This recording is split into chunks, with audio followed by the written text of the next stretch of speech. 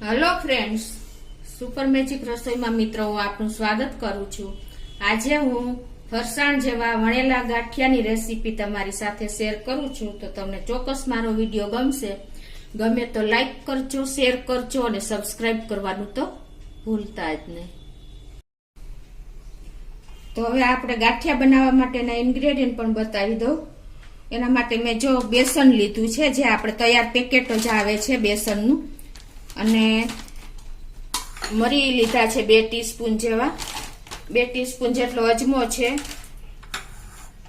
અડધો table spoon એટલે Tata IAS soda જે આવે છે એ છે, હિંગ છે, મીઠું છે, તેલ છે અને તળવા માટેનું તેલ છે। તો આટલા ઇન્ગ્રેડિયન્ટ આપણે લેશું। આ બેસન અને ચણાના લોટ વચ્ચેનો પણ હું તમને તફાવત બતાવી દઉં।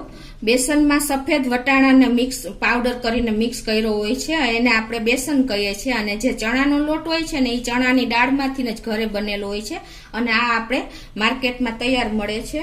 એટલે મિત્રો ઘણા વ્યુઅર પૂછતા હોય છે કે બેસન અને ચણાના લોટમાં શું ફેર, તો આજે મેં તમને આ ક્લિયર કરી દીધું કે ચણાના લોટ પ્યોર હોય છે, ચણાની દાળનો, અને બેસનમાં સફેદ વટાણાનો લોટ નાખેલો હોય છે। તો હવે પેલા આપણે આ લોટને આવી રીતે લઈ લેશું અને એમાં આપણે વચ્ચે ખાડો કરશું। તો હવે આમાં આપણે 10 ગ્રામ જેવું મીઠું નાખી દેશું ટેસ્ટ એકોર્ડિંગ, અડધો ટેબલ સ્પૂન આપણે ટાટાનો સોડા યસ જે આવે છે એ નાખશું। અને સોડા વચ્ચેનો પણ હું તમને તફાવત બતાવી દઉં। આ જે ટાટા સોડા યસ છે ને એમાં તમે પાણી નાખશો ને એટલે એકદમ ગરમ પાણી થઈ જશે, અને જે બીજો સોડા આવે છે ને એમાં તમે પાણી નાખશો ને એટલે નોર્મલ ટેમ્પરેચર જ પાણી રહેશે। એટલે તમને આ મેં ડિફરન્સ બતાવ્યું। એટલે જે નોર્મલ ટેમ્પરેચર ઉપર પાણી રહે છે ને એ સોડા આપણે મિત્રો આપણે કપડાં ધોવાનો સોડા હોય છે, અને આ ગાંઠિયાનો સ્પેશિયલ સોડા આવે છે। અને આ લોટ મિત્રો આપણે 500 ગ્રામ લીધો છે, એની સામે મેં 60 ગ્રામ આપણે હવે તેલ નાખશું, જે માપી તો આપણે 4 ટેબલ સ્પૂન જેવું થશે।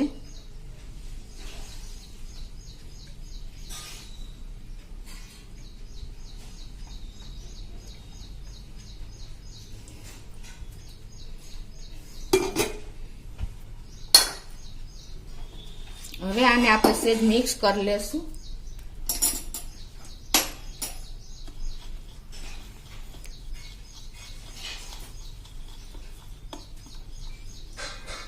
અને આમાં આપણે થોડુંક પાણી પણ નાખી દેશું,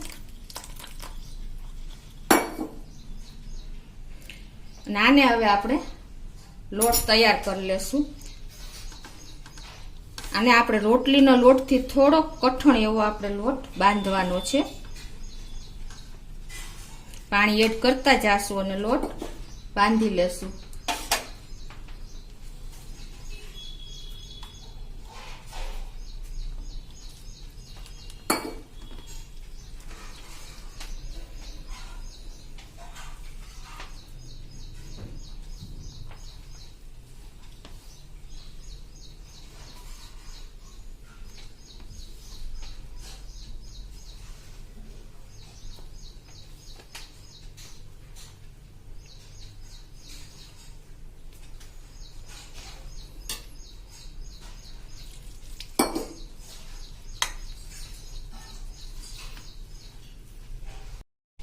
તો આ રીતે જો બેસન એકદમ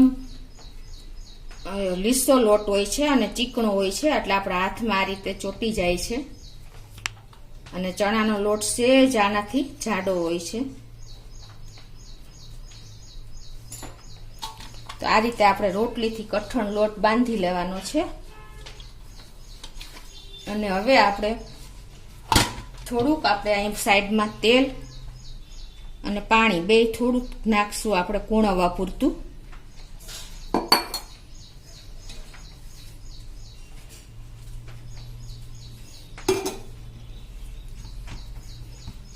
અને એમાં આપણે અડધી ટીસ્પૂન જેવી હિંગ નાખશું।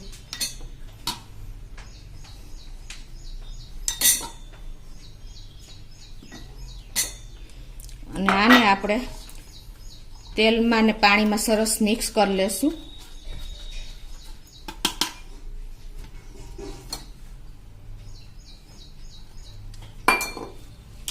અને એને આપણા લોટ સાથે જ એકદમ સરસ મિક્સ કરીને આપણે લોટ કૂણવી લેશું.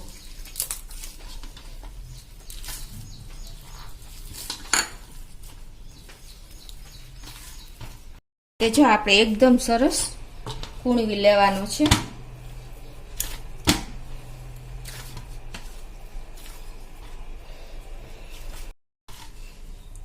તો હવે આપણે આમાં નાખવા માટે આપણે જો આ મરી અને અજમો આપણે બે ટીસ્પૂન લીધું છે. અજમો 2 ટીસ્પૂન છે, 2 ટીસ્પૂન મરી આખા છે. એને આપણે ખાંડી લેશું. આપણે પહેલા જ લોટમાં મરી અને અજમો મિક્સ નથી કરવાનું. એનું કારણ એ છે કે જે આપણે ગાંઠિયા બનાવશું ને એ એકદમ કાળા નીકળે. એટલે આપણે હવે આ સ્ટેજે આપણે એડ કરશું. એને આપણે હવે સેજ આખા ભાગા ટોચી લઈએ.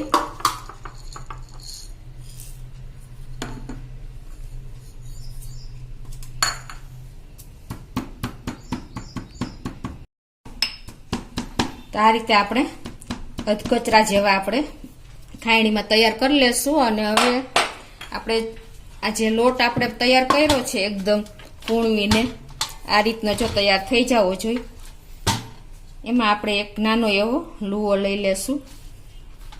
અને એમાં જ આપણે આ થોડોક આપણે મરી અને અજમો આ રીતે પાવડર નાખીને એને આવી રીતે આપણે મિક્સ કરી લેશું. જો તમે આ રીતે ગાંઠિયા બનાવશો ને તો તમારા ગાંઠિયા કાળા નહીં લાગે અને ટેસ્ટમાં પણ બહુ સરસ લાગશે. હવે આટલું કર્યા પછી મિત્રો આપણે એક પાટલો લેશું. જેને આપણે સેજ તેલ વાળો સરખો કરી લેશું. કેમ કે આપણે ગાંઠિયા વણવાના છે. અને આ ગાંઠિયા વણવાની ટ્રીક મિત્રો તમને એકદમ મેં ઈઝી બતાવ્યું છું, સહેલી રીતે. જેમ લગભગ ગૃહિણીઓને ખ્યાલ નથી હોતો, આવડતા નથી ગાંઠિયા બનાવવાના. વણેલા ગાંઠિયા વણવા બહુ અઘરા છે, એટલે લોકો એવોઇડ કરે છે. તો આજે હું તમને એકદમ સહેલી રીતે બતાવું છું. એના માટે શું કરવાનું છે, પહેલા આપણે આ રીતે પાટલો કે પાટલી જે તમારી પાસે હોય ને એ લઈ લેવાનો છે. નાનો એવો આપણે રોટલી જેવડો લુવો લેવાનો છે. અને એને આપણે આ રીતે સિલિન્ડરિક શેપ આપી દેશું. એટલે કે આ રીતે આપણે એને લંબગોળ શેપમાં બનાવી લેશું. આજે મિત્રો આ ગાંઠિયાની રેસીપી તમે વણવાની રેસીપી જોઈને લગભગ ગૃહિણીઓ જન્માષ્ટમી ઉપર ગાંઠિયા બનાવશે. એટલી હું તમને આજે એકદમ ઈઝી મેથડ બતાવવા જઈ રહી છું. આ રીતે તમારે શેપ તૈયાર કરી લેવાનો. તમે જોઈ શકો છો. તમારે આપણે બહાર જે ગાંઠિયા લઈશું ને એવો જ શેપ આવશે. આ રીતે આપણે લંબગોળ શેપમાં આવી રીતે વણી લેવાનો. પછી શું કરવાનું છે મિત્રો, સાવ ઈઝી મેથડ તમને બતાવું. આવી રીતે તમારે જે આંગળીનો આ ભાગ હોય ને, આપણે આંગળી અને હથેળી વચ્ચેનો, એને આ રીતે તમારે 1-2 શેપમાં આવી રીતે જો 1-2 પછી તમારે આ રીતે આમ ફેરવવાનો. પછી 1-2 પછી પાછો આપણે આમ ફેરવી એટલે એનો શેપ આવતો જશે. 1-2 1-2 પછી આ રીતે તમે જો આને ફેરવશો ને એટલે વળ ચડતો જશે. 1-2 1-2 છે ને મિત્રો, આપણે એકદમ ઈઝી મેથડ. તમને ખ્યાલ પણ આવી જતો હશે. જો આ ભાગ છે ને આપણો, હું તમને બતાવું.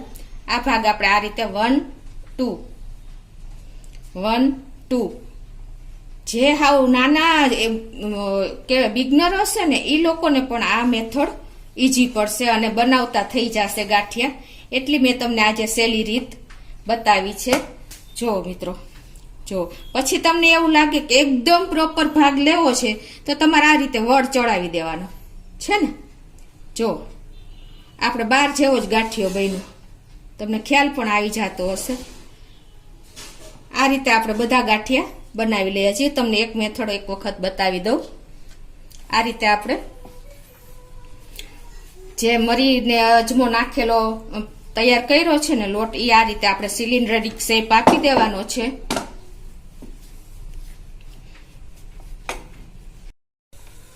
આ રીતે તમારે શેપ આપ્યા પછી તમે જુઓ, આ હથેળીના ભાગથી હું તમને બતાવું છું. 1 2 પછી આવી રીતે તમારે ઉચકી લેવાનું, પછી 1 2 પાછું તમારે આવી રીતે ઉચકી લેવાનું, 1 2 1 2 ઉચકીને પાછું તમારે 1 2 કરી નાખવાનું હથેળીથી, 1 2 1 2 1 2 1 2 1 2 છે ને મિત્રો. જો આપણે એકદમ આ લોકો જે ફરસાણ વાળા બનાવતા હોય ને એવી જ આપણો ગાંઠિયો તૈયાર થયો છે. તમે આ એકદમ ઈઝી મેથડ છે, જેને વણતા જ નથી આવડતા, મોસ્ટ ઓફ આપણે ગૃહિણીઓને પ્રેક્ટિસ જ નથી હોતી, પણ તમે જો આ રીતે બનાવશો ને તો એકદમ આપણા ગાંઠિયા સરસ તૈયાર થાય છે. હવે આ બાજુ મેં તેલ પણ ગરમ મૂકી દીધું છે મિત્રો. 1 2 પછી આ રીતે તમારે વળ ચડાવી દેવાનો, 1 2 આ રીતે ઉચકીને તમારે આવી રીતે ઉચકી લેવાનો, 1 2 1 2 1 2 1 2 આ ગાંઠિયો જો આપણે તૈયાર થઈ ગયા છે. હવે આ બાજુ આપણે તેલ પણ ગરમ કરવા મૂકી દીધું છે અને ગેસની ફ્લેમ આપણે તરી ત્યારે એકદમ મીડિયમ રાખવાની છે. અને હવે આપણે આ ગાંઠિયા જે બનાવ્યા છે એ આમાં મૂકતા જાશું. આ રીતે આપણે એકદમ મીડિયમ ફ્લેમ કરીને જે આપણે ગાંઠિયા વેણા ને હાથેથી મેં તમને બતાવી એ આ રીતે આપણે તેલમાં એડ કરતા જાશું. ગેસની ફ્લેમમાં મિત્રો આપણે ફૂલ નથી રાખવાની, નહીતર આપણો ગાંઠિયો કાચો રહેશે.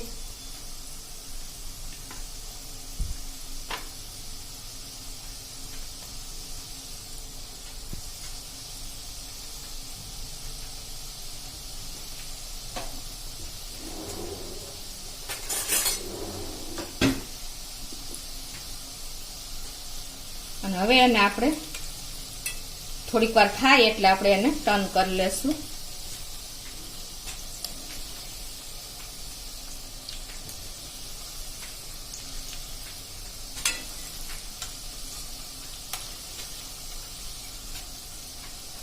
મિત્રો આ ગાંઠિયા બનાવવામાં હંમેશા આપણે બેસન જ વાપરવું જોઈએ, અને જો તમે આ માપ સાઈઝ પ્રમાણે બનાવશો ને મેં તમને જે બતાવ્યા તો તમારે 12 જેવા જ ગાંઠિયા બનશે અને તમારે ક્યારેય લેવા દોડવું નહીં પડે. કેમ કે બહાર તો લોકો એકનું એક તેલ આપણે કંદોઈ લોકો દર વખતે વાપરીને આપે છે, તો હેલ્થ માટે આપણે નુકસાન છે. આજે મેં તમને એકદમ ઈઝી ટ્રીક એટલે કે મેથડથી તમને ગાંઠિયા વણતા બતાવ્યા છે, તો તમે ચોક્કસ આ વખતે આ રીતે ટ્રાય કરજો, તો તમે ઘરે ગાંઠિયા બનાવતા થઈ જશો. એ એટલે આપણા સરસ ગાંઠિયા 12 જેવા જ તૈયાર થાય છે.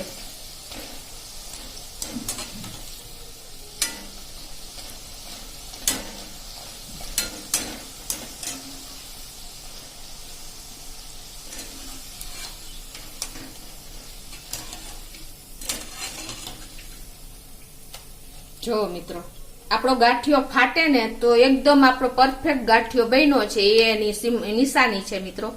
જો આપણા ગાંઠિયા ફાટી પણ ગયા છે, જો તમને દેખાય છે, જો છે ને. તમે પરફેક્ટ મેજરમેન્ટ સાથે આ રીતે બનાવશો ને તો તમે ક્યારેય બહારથી ગાંઠિયા નહીં લ્યો.